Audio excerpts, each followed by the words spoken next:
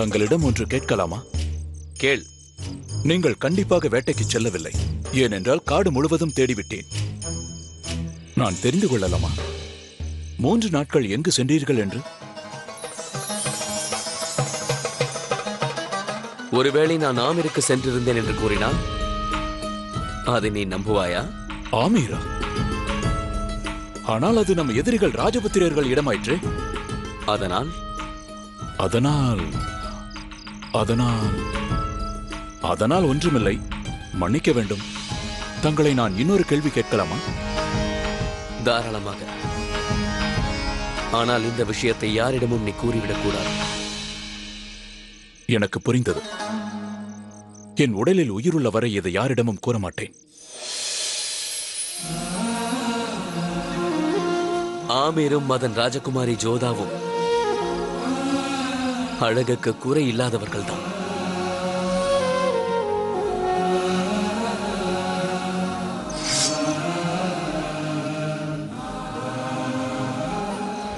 பிறகு எதற்காக இந்த தாமதம்? உடனே ஆமீர் மீது படையெடுப்போம். இல்லை ஷெர்ஃபுதீன், சற்று பொறுமையாக இரு. நான் போருக்கு முன்பாக சிலரை சந்திக்க விரும்புகிறேன். அதனால் நாளை சூரிய உதயத்திற்கு முன்பாக ஆக்ராவிற்கு செல்ல திட்டமிட்டுள்ளேன். ஜோதாவை விட்டு வெகு தூரம் முகலாயர்களின் தலைநகரமான ஆக்ராவிற்கு ஜலால் செல்கிறார். முகலாயர்களுக்கு மிக முக்கியத்துவம் வாய்ந்தது இந்த நகரம்.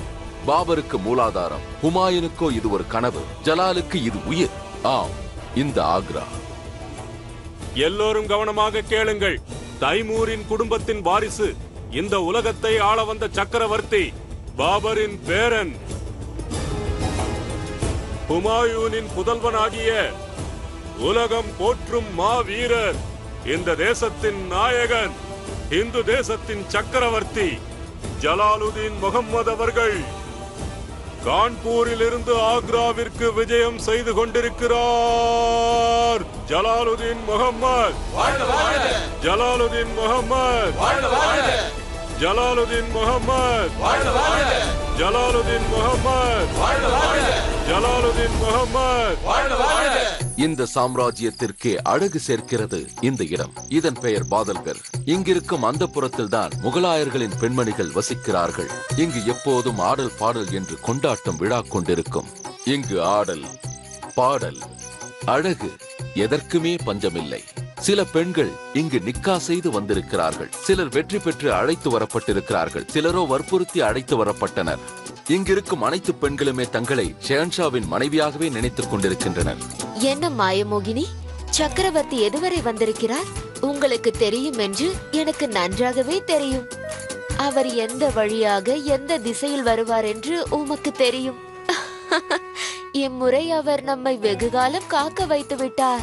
ஆமாம் ஆமாம், இவளது கண்களை கொஞ்சம் பாருங்களே, அது எவ்வளவு வாடி போயிருக்கிறது.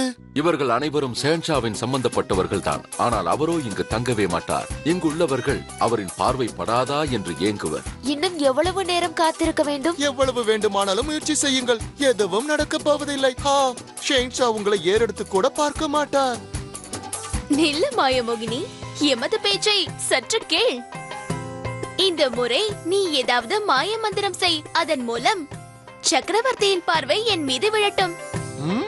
அதற்கு முதலில் உன் உடல் எடையை குறைப்பதற்கான வழியை பார். பிறகு அதை பற்றி நீ பேசு. ஏய், உனக்கு என்ன ஆயிற்று? நான் விழுந்தால் என்ன, எழுந்தால் என்ன? ஐயோ! என்னை பற்றி சக்கரவர்த்தியாருக்கு நன்றாக விவரித்து கூறு.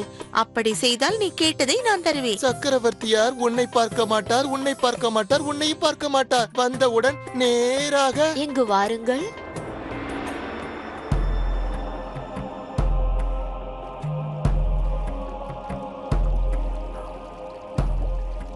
எனது கூந்தலில் வாசனை திரவியத்தை தடவு. அது எவ்வாறு இருக்க வேண்டும் என்றால், அவர் நுகர்ந்தவுடன் மயங்க வேண்டும். அழகியே, இது போன்று வாசனை புகையை போட்டு உனது முடிதான் கொட்ட போகிறது. சக்கரவர்த்தியின் தரிசனம் கிடைக்க வேண்டும் என்றால் இன்னும் 2 மாதங்கள் காத்திருக்க வேண்டும். அவரை பார்க்க கூட முடியாது என்று கூற வருகிறாயா? மொத்தத்தில் புரிந்தது. அப்படி என்றால் மறந்து விடாதே, நானும் அவரின் மனைவிதான். மனைவியா? நீங்கள் வெறும் மனைவிதான், ஆனால் அவளுடைய பார்வை நேராக அவருடைய இதயத்திற்கே பாய்ந்துவிடும். ஏன் இப்படி உளறுகிறாய்? அப்படி என்ன இருக்கிறது அந்த ருக்கையாவிடம் என்னிடம் இல்லாதது? தங்களுக்கு மட்டும் இல்லை, இங்கு இருப்பவர்கள் யாருக்கும் அது இல்லை. சக்கரவர்த்திக்கு மனைவி என்பவள் யார்? ஜலாலின் பாலிய சிநேகிதி. ஜலாலை முடியை பிடித்து சண்டை போட்ட பெருமை அவளை மட்டுமே சேரும். ஜலால் நடக்கும் பொழுது காலை இடறிவிட்டு அவரை விடச் செய்தது மட்டுமல்லாமல் தானும் அவர் மேல் விழுவாள். இவ்வாறு அவர் மனதில் இடம் பிடித்தவள் இவள். 9 வயதில் இவளுக்கு திருமணம் நடந்தது. அப்போதிருந்தே இவரை பற்றி இவளுக்கு தெரியும். அதனால் ஜலாலின் முகத்தை வைத்தே அவர் எப்படி இருக்கிறார் என்பதை பற்றி கண்டுபிடித்து விடுவாள். இப்போது இவள் சிநேகிதி மட்டுமல்ல, அவரின் மனைவியும் கூட. ஒவ்வொரு அடியும் அவருடன் நடக்க தன்னை தயார்படுத்திக் கொண்டவள். ஜலாலுக்கு தன் மீது எவ்வளவு நம்பிக்கை இருக்கிறதோ அவ்வளவு நம்பிக்கை ருக்காயாவின் மீதும் உள்ளது. ருக்கையா ஜலாலின் அன்பான மனைவி. அதனால்தான் மற்றவர்களுக்கோ இவர் மேல் பொறாமை. பார்ப்பதற்கு சாதாரண பெண்ணாக தெரிந்தாலும் அரசியலில் அவளுக்கு ஆழ்ந்த அறிவு உண்டு. அதனால்தான் ஜலால் அரசியல் விஷயங்களில் இவளிடம் ஆலோசனை கேட்பார்.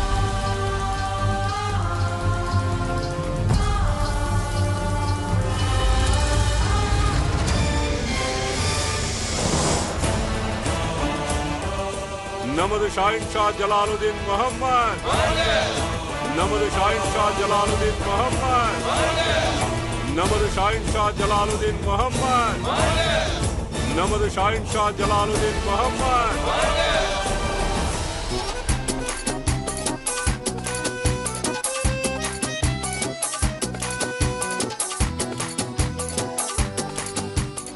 ராணியாரே, வாழ்த்துக்கள். சக்கரவர்த்தியார் வந்து கொண்டிருக்கிறார். அவர் இன்னும் 2 தூண் தொலைவில் தான் இருக்கிறார்.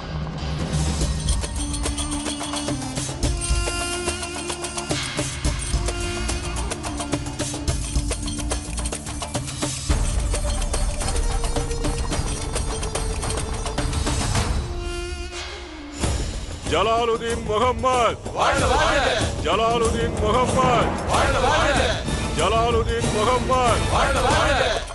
ராணியாரே, நீங்கள் இன்னும் அதிக நேரம் காத்திருக்க தேவையில்லை. அவர் மிகவும் அருகில் வந்து விட்டார்.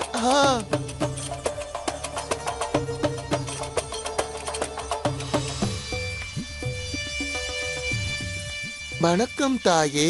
சக்கரவர்த்தியார் மீண்டும் ஆக்ராவிற்கு விஜயம் செய்துள்ளார்.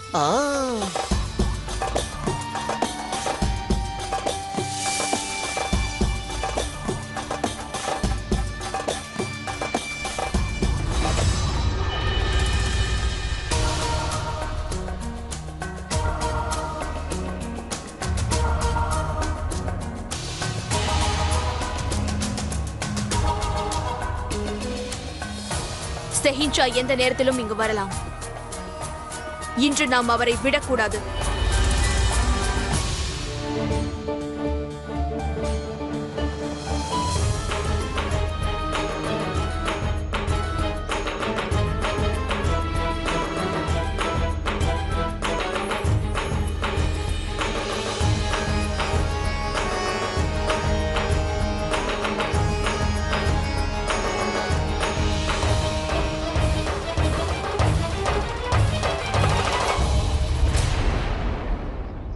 தவறு செய்வதற்கும் ஒரு எல்லை இருக்கிறது. நீ வேண்டுமென்றே என்னை தள்ளிவிட்டாய். நான் ஏன் உன்னை தள்ள வேண்டும்? எனக்கு உன் முகத்தை கூட பார்ப்பதற்கு விருப்பமில்லை, தெரிந்து கொள். உனக்கெல்லாம் நரகத்தில் கூட இடம் கிடைக்காது. ஆடடா, ஆரம்பித்து விட்டீர்களா? பார்க்க வேண்டியவர் நேரில் வந்து கொண்டிருந்தாலும் நான் தான் பார்ப்பேன், நீ பார்க்க கூடாது என்று அடித்துக் கொண்டிருக்கிறீர்கள்.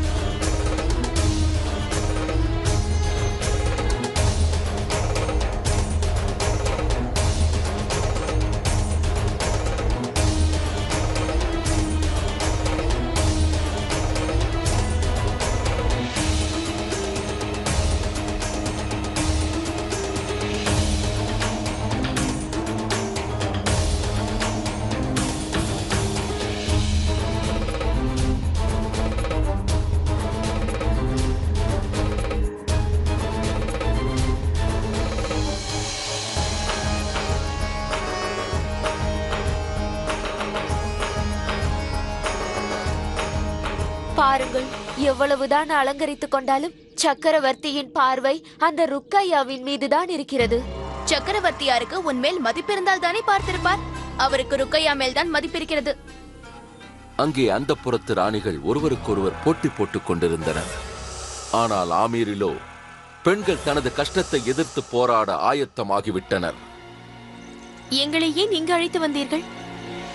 இந்த சுரங்கத்தை காண்பிப்பதற்கு. ஒருவேளை நாளை போரில் தோல்வியுற்றால் அந்த முகலாயர்களிடமிருந்து தப்பிப்பதற்கு நமக்கு இருக்கும் வழி இதுதான். இந்த வழியாக சென்றால் ஆமீருக்கு வெளியே சென்று விடலாம். அதன் பிறகு பிறகு இரண்டே வழிதான் மிஞ்சி இருக்கும். ஒன்று நம் தலையெழுத்து, இரண்டாவது தற்கொலை. இல்லை அன்னை, தாங்கள் இவ்வாறு யோசிப்பதே மிகப்பெரிய தவறாகும். அதற்கு மாறாக நாம் நிச்சயம் ஜெயிப்போம் என்றுதான் நாம் யோசிக்க வேண்டும். நாம் அவ்வாறு நினைத்தால்தான் நம் போர் வீரர்களின் வாளில் புது சக்தி பிறக்கும். அது மட்டுமல்லாமல் இப்பொழுது தந்தை தனியாக ஒன்றும் போராடவில்லையே, வான்போரும் அவருக்கு துணையாக நின்று கொண்டிருக்கிறது. அண்ணி, என்னவாயிற்று? தங்களுக்கு என்னவாயிற்று? அண்ணி கர்ப்பமாக இருக்கிறார் ஜோதா. அப்படியா? அண்ணனிடம் இந்த விஷயத்தை முதலில் கோருகிறேன். அவர் கேட்டால் மிகவும் சந்தோஷப்படுவார். வேண்டாம் வேண்டாம் ஜோதா. ஏன் வேண்டாம் என்கிறீர்கள்? இது ஆமீருக்கே சந்தோஷமான விஷயம் அல்லவா? ராஜா பார்மல் அவர்களுக்கு பேரன் பிறக்க போகின்றார். இந்த செய்தியை கேட்டால் எவ்வளவு சந்தோஷப்படுவார்கள். நான் இப்பொழுதே சென்று இந்த விஷயத்தை கூறுகிறேன். ஜோதா வேண்டாம், இப்பொழுது சொல்ல வேண்டாம். ஏன்?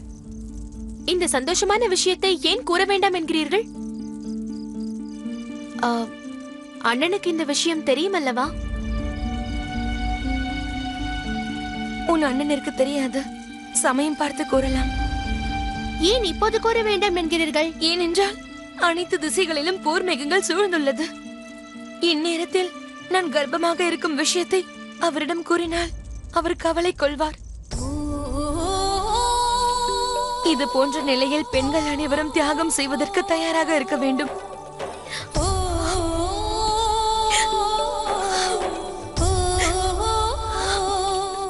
அப்படி என்றால் தியாகம் செய்யத்தான் நாம் பிறந்துள்ளோமா?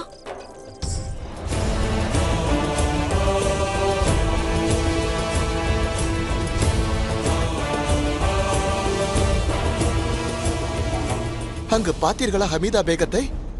ஜலாலுக்கு இனிப்பு கொடுப்பதற்காக வந்து கொண்டிருக்கிறார். அவர் எப்படி இங்கு இருக்க முடியும்? ஆம் ஆம், வருவது ஹமீதா பேகம் தான். நன்றாக பாருங்கள்.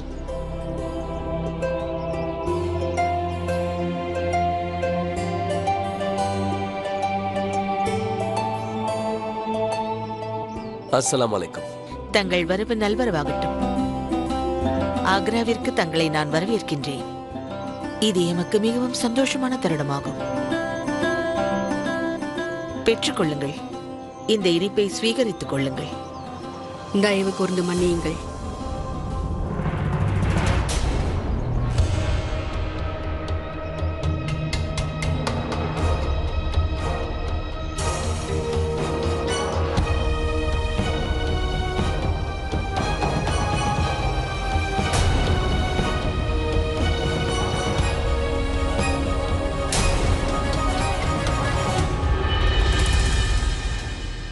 இப்பொழுது நீ இந்த இனிப்பை சாப்பிடலாம். தாங்கள் ஏன் மகாராணியை அவமானப்படுத்துகிறீர்கள் மகாமங்கா? அப்படியென்றால் மகாராணியை சந்தேகப்படுகிறீர்களா? என்னை மன்னியுங்கள் மகாராணி அவர்களே. நான் மகாராணி அவர்களை சந்தேகப்படவில்லை. இந்த இனிப்பு சமையல் அறையில் இருந்துதானே வந்தது. சக்கரவர்த்தியை கவனமாக பார்த்துக் கொள்வது என் கடமை. தாங்கள் என்ன சொல்ல வருகிறீர்கள்? மகாராணியாரே ஜலாலை... நான் இப்பொழுது இங்கு யாரையும் சந்தேகப்படவில்லை. நான் என் சந்தேகத்தை தீர்த்துக் கொள்கிறேன், அவ்வளவுதான். ஒருவேளை இதில் நிஜமாகவே விஷம் இருந்திருந்தால்? என்னுடைய சக்கரவர்த்தியை காப்பாற்றிய சந்தோஷத்தோடு நான் என் உயிரை விட்டிருப்பேன். தாங்கள் என்னை பற்றி கவலைப்படும் அளவிற்கு நானே என்னை பற்றி கவலைப்படுவதில்லை.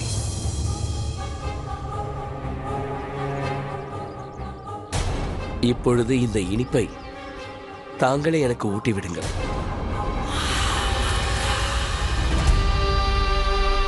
ஆ, இதில் தவறு என்ன? நான் பெற்ற தாய் என்றால் நீங்கள் வளர்த்த தாய் அல்லவா?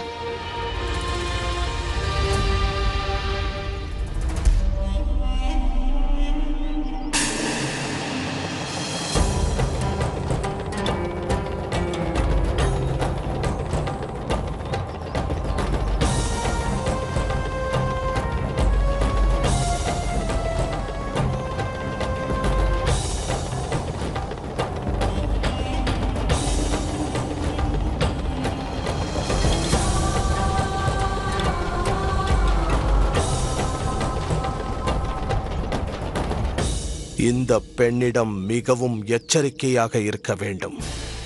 இவ்வார்த்தைகளை தாங்களா உச்சரிக்கின்றீர்கள்? நல்லவளாக நடித்து விஷத்தை பருகச் செய்பவள் இவள்.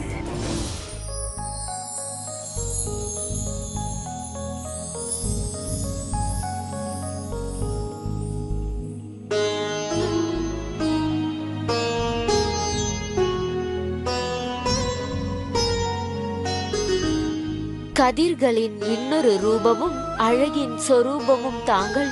ஆடவர்களின் ஆண்டவன் நீ, இந்த ராணிகளின் கனவு தேவன். ஹாய் சுஹானல்லா.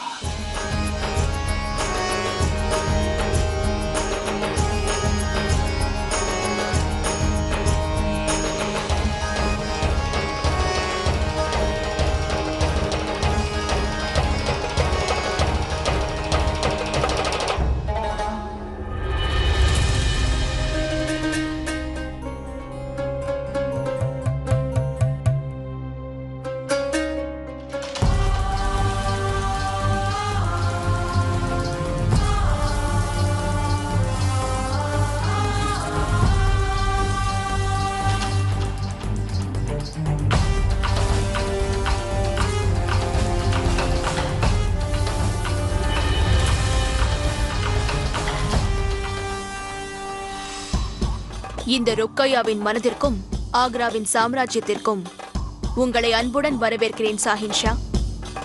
என்ன இதெல்லாம் ருக்கையா? விளையாட்டு.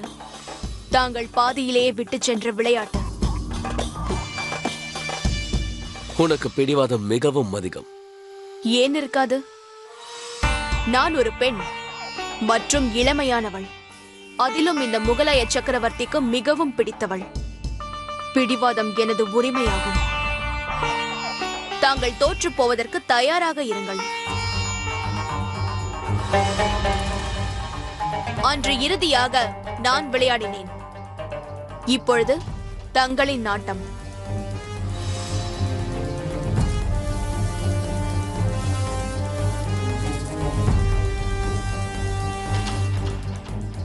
இந்த யுகம் தற்செயலாக உருவாக்கப்பட்டதல்ல, பிடிப்பதற்காக வைக்கப்பட்டது.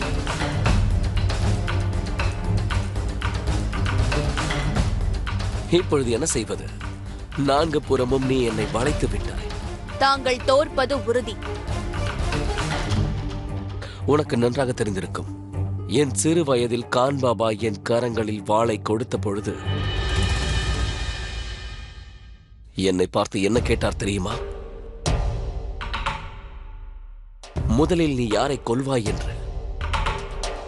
அதற்கு நான் என் முதல் எதிரியான தோல்வியை கொள்வேன் என்றேன். அப்போதுதான் அது என் பக்கம் வராது. தோல்வி அடைவதில் எனக்கு சிறிது கூட விருப்பம் இல்லை. எனக்கு வெற்றி என்றால் மிகவும் பிடிக்கும். அதனால்தான் என்னை தோல்வியடைய செய்து தங்களை வெற்றி கொண்டேன்.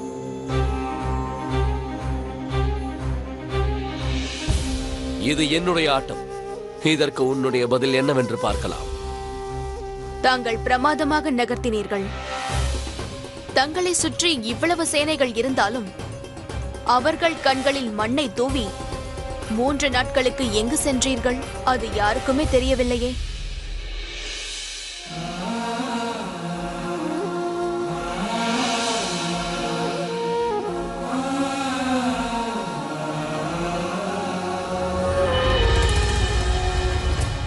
ஏன் மௌனமாக இருக்கிறீர்கள்?